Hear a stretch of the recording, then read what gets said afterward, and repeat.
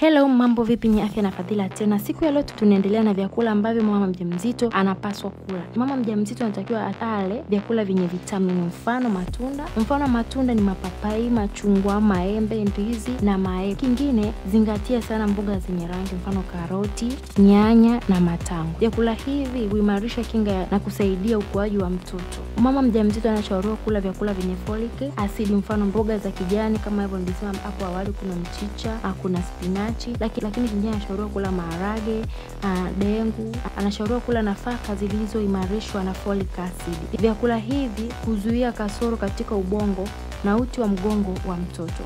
Lakini pia kuna vinywaji ambavyo mama mjamzito anatakiwa hanywe, vinywaji bora na sio bora vinywaji. Cha kwanza kabisa, mama mjamzito anatakiwa anywe maji angalau kwa siku anywe lita 2 mpaka 3.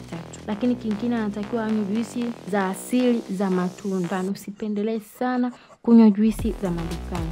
Kingine, epuka kunywa soda na juisi zenye sukari nyingi. Vitu hivi vinaenda kuathiri mfumo wa mtoto, lakini vinaenda kumharibu. Wakati mwingine unaweza kupata kisukari cha mimba. Usisahau kutufuatilia kwenye mitandao yetu ya kijamii, Instagram, TikTok na YouTube. Wasiliana haraka zaidi, tupigie au tutumie jumbe fupi kwenye WhatsApp namba zetu 0795910108. Next time.